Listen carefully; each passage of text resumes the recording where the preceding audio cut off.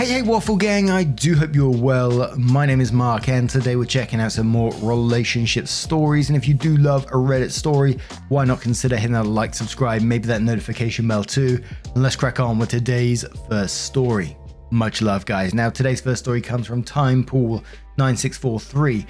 And before we do get into the story, I just want to give you a warning that there is talk of attempted suicide within the story, so please feel free to use the timestamps if you want to skip the story. Always look after your mental health, super important. And let's crack on with today's first story.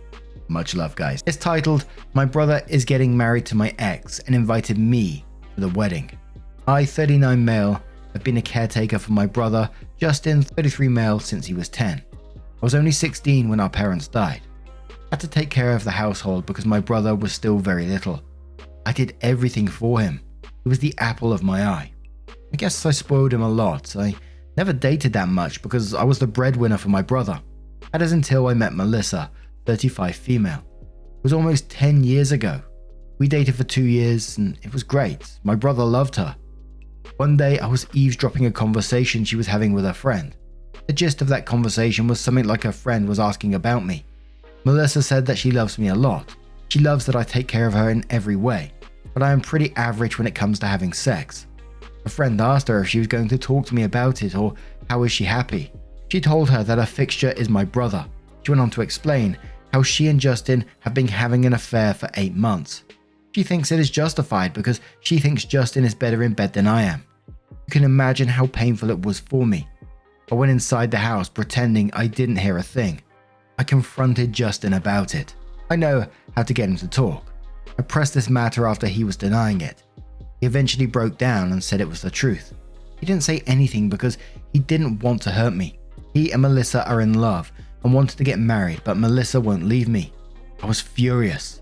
I wanted to beat the shit out of him, but I just told him he is dead to me and left. I also kicked out Melissa and she stayed with my brother and his roommates. My brother was banging on my door non-stop. I had to move in with a friend and told everyone to not disclose my location to my brothers. His calls and emails were all the same, that he was sorry and he never wanted to hurt me and he will break up. I stopped the bank account, something like a trust fund, that I had made for him and he can access when he is 25. He was not my brother anymore. I went into deep depression. I didn't eat or sleep properly. I would have nightmares of my brother and ex laughing at me that I suck in bed. That if I was good enough, she would have never left me. It got so bad that once I stood in front of a train track because it was too unbearable for me. Luckily, my friends saved me. I do not have much friends, but they were my rock. I stayed with them for a year. I went to therapy. I did group sessions. I had a lot of anxiety regarding intimacy, so I didn't date for a long time. My friend encouraged me to try. I did try once with a one-night stand, but it was bad for both of us. I still go to therapy to this day, but other aspects of my life have improved. I focus more on building new relationships with new people. I want to travel and explore more hobbies. I was living for myself. I'm in a relationship with someone for 3 years now. We are engaged and we're having a kid together. Wendy, 32 female, is a really nice person. She knows all about my insecurities and problems that I face because of my brother. She was mature and patient with me.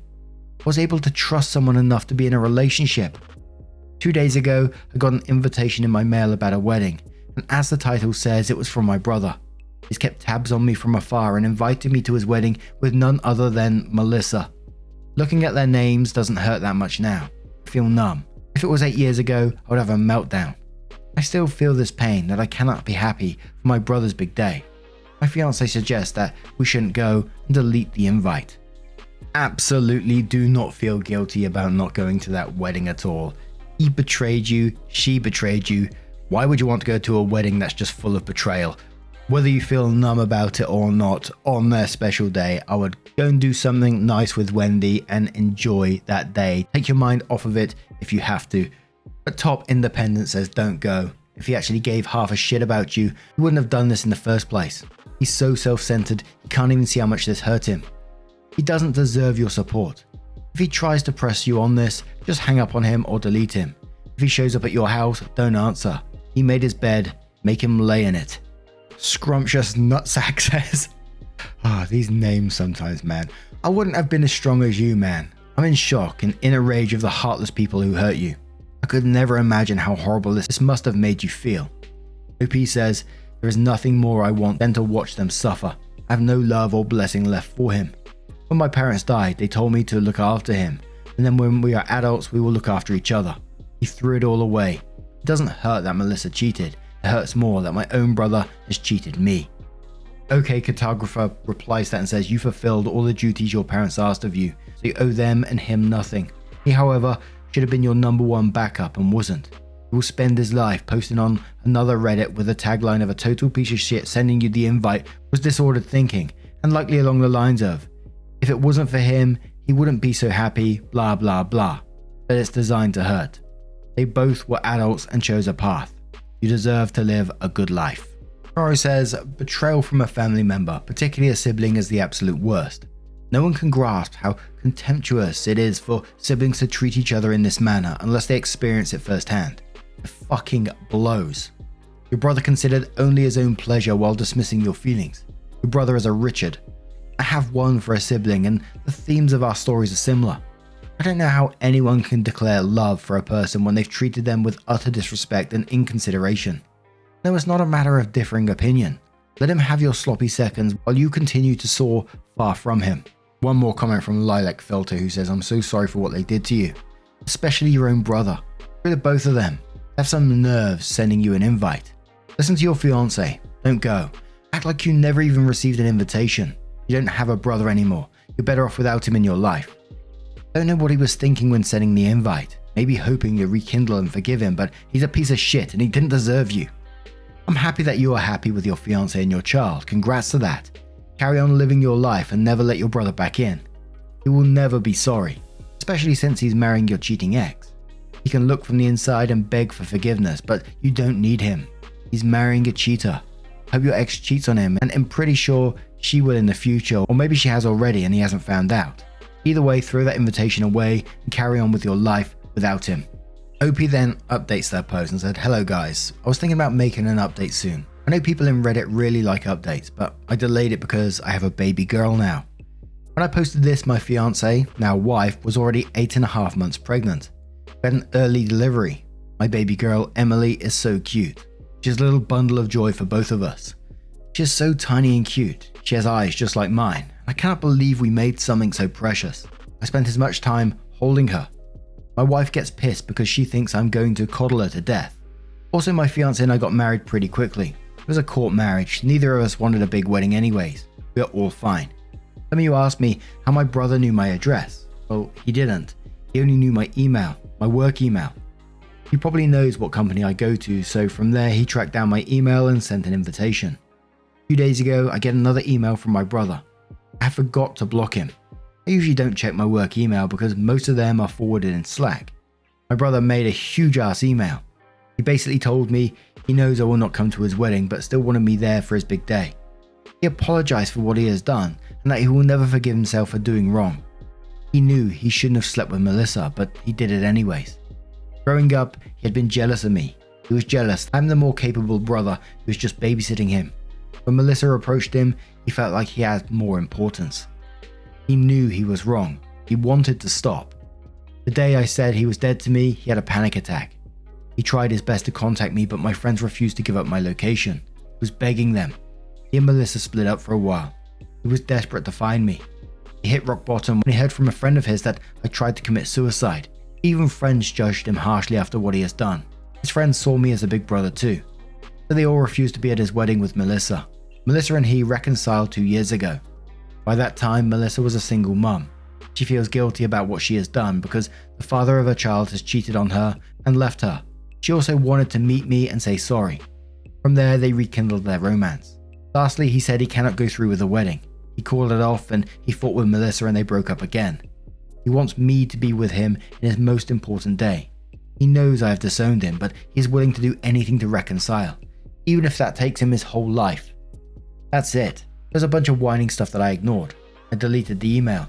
My therapist said forgiveness isn't something that is forced. It comes from subconscious level when we know we can forgive that person. There should be an option only when someone shows they are sorry by their actions and not by their words. Honestly, I don't want to. I know I'm being petty and cruel, but I'm happy the way my life is. Adding him will cause stress. My wife told me to forget it. My brother is not guilty at all. As soon as I forgive him, he'll go back to Melissa. He needs to figure out his life on his own. I've babied him enough. Now it is his turn to be an adult. Edit. People asking me if my brother's life, so I want to clear it out. I do not have any idea what he has been doing with his life. I moved away from my place further from him. I transferred my job too. He must have known my place of work where he got the email. For 10 years of my life I pretended he doesn't exist along with therapy.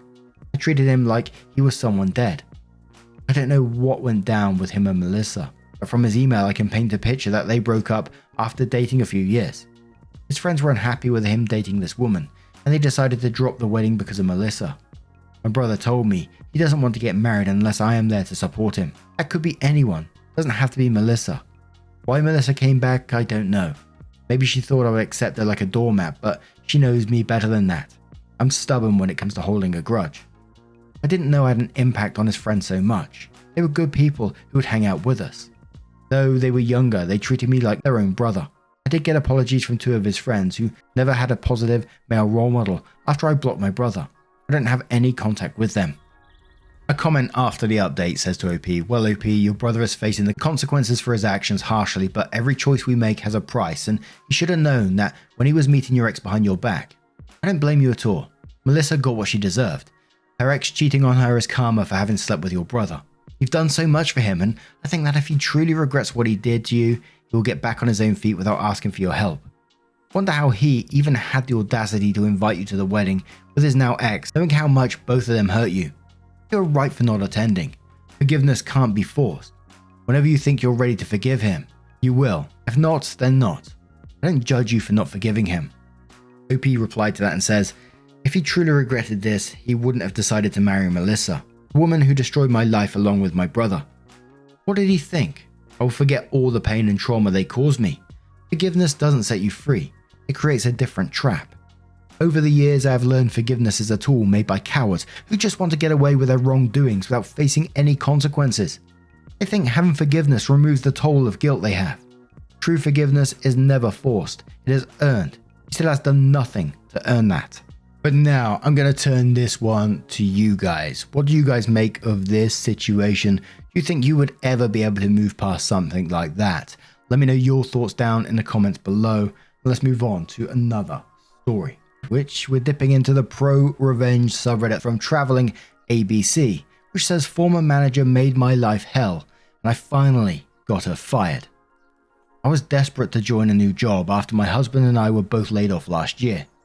When I was offered a new role, I knew it would be a step down from what I was doing, but the manager and the team seemed great, and that part has not changed.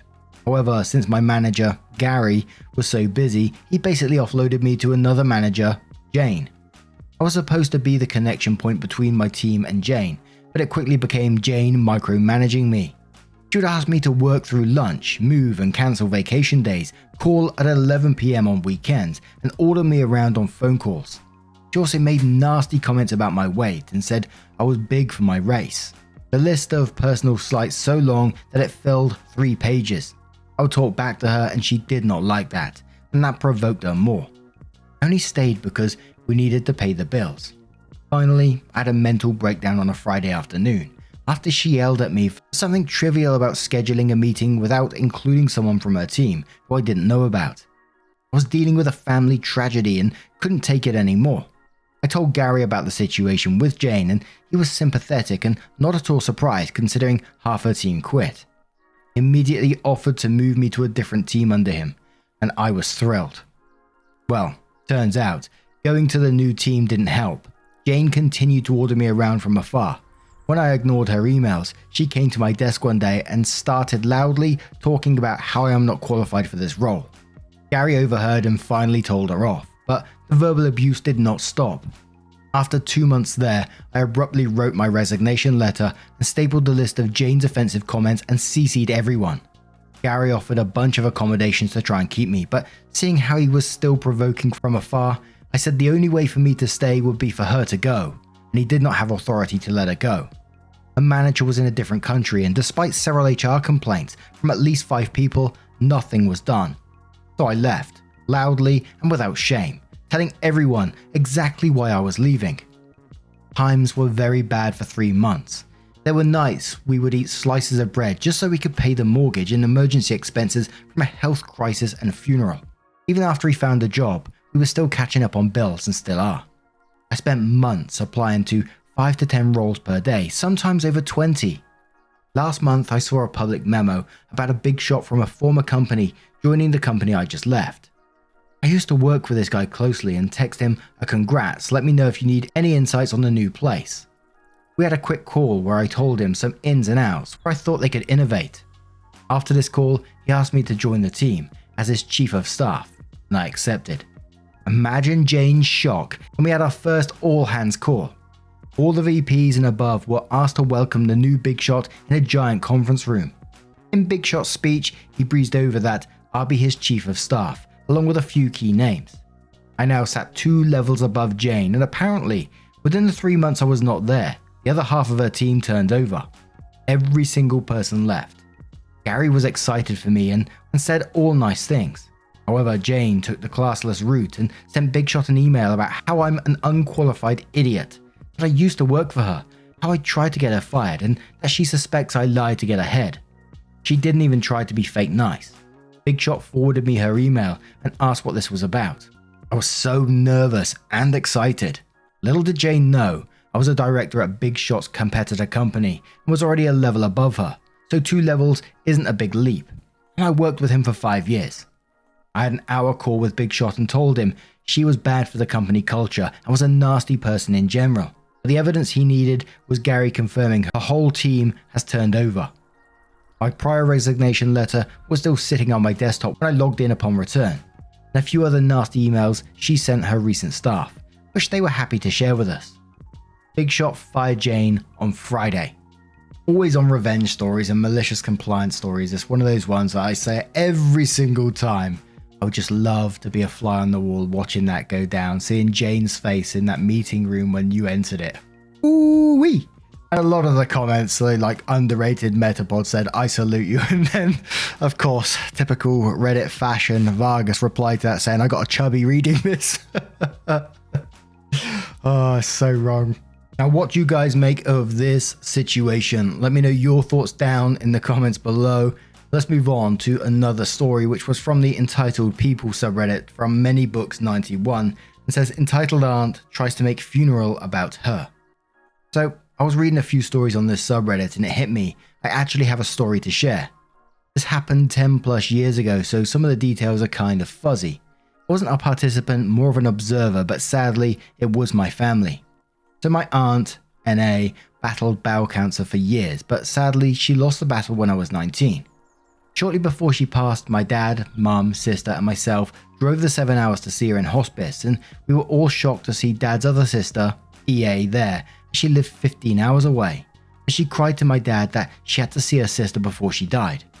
My dad didn't really believe her, but let it go because maybe she was telling the truth.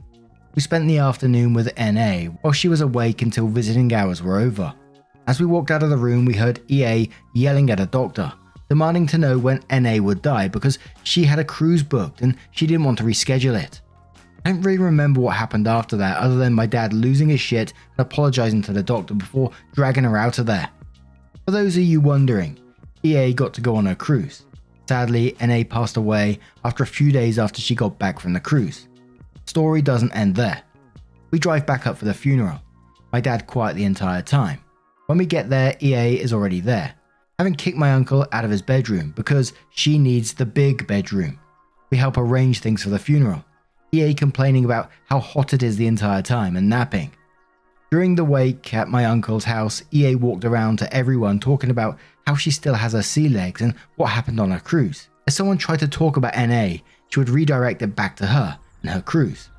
My uncle quietly asked her to stop talking about her cruise as she was making people uncomfortable, and she started screaming at him, yelling all sorts of horrible things. I can't remember exactly what she said, but I do know she ended it with telling my uncle to get the fuck out of his own house. My dad told EA to shut up or she could get out, but my uncle was not leaving his own house. After that, she hid herself in the bedroom and refused to come out, so we left her there while we all went to the pub. We left the next day, but she had already gone, saying we all ruined the funerals for her. As far as I know, my dad says both his sisters died and has had nothing to do with her. My uncle hasn't tried to contact her either. Sadly, from what I've heard from my cousins, she hasn't changed at all. She's becoming a bitter old woman who can only brag about how well off she is. Even her kids don't want anything to do with her. I had a bit of a story similar around when my dad passed away. On the day that he passed, I had a phone call early in the morning. I think it was around 3 o'clock in the morning. And it was from my niece saying, Dad hasn't got long, basically. So you might want to get down here. And of course, I jumped in the car straight away. I shot down there straight away to see him. And, he passed away, basically. So we had various family members coming down to see my dad, and all this kind of thing was going on. And a bit later on, a couple hours later, I was phoning around family members, letting them know what had happened. I can always remember this. It felt like a surreal conversation. You have to tell me what you think. And I phoned this close family member of my father's up. I don't personally know her very well. Told her what happened, and I said, yeah, if there's anything that we can do, just give us a call. You know where we are, etc. And then just out of nowhere, done this 360 on this conversation, started talking to me about her illness at the time, and that she's got a hospital visit later on in the day, and what that visit's going to entail, and the procedure that she's going to have. And I can remember my mind feeling absolutely overloaded at that moment. I was just sort of trying to deal with Dad passing away, and I got someone else telling me about what procedure they're going to have. Obviously, I felt empathetic to what they was going through, but it was just not what I wanted to be hearing in that particular moment. Like I said, it was a very, very strange conversation for me. Have you yourselves ever faced a family member like that, always making things about themselves, etc.? But now I'm going to turn this one to you guys. What do you guys make of this situation? Now, just a huge thank you from the bottom of my heart for getting involved in today's stories. Your love, your support, your time always means the absolute world to me. So thank you so much for being involved. Truly, it's absolutely incredible. And hopefully, I will see you in the next one. Much love, guys. Bloody legends. Yeah, man, I remember being so naive when life was good, weather and palm trees. Back in the day, you were everything I need. But then along came a time when you crushed my dreams. Oh yeah, you played me like a fool when you made me believe that the line between love wasn't thick enough to read. Oh yeah, you see we in despair, crime everywhere. You're selling false hope cause you just don't care. Nah, you just don't care. Nah, you just don't care. You just don't. Still selling false hope cause you just don't care. House, feel, if we talking to a uniform, who the real? You know we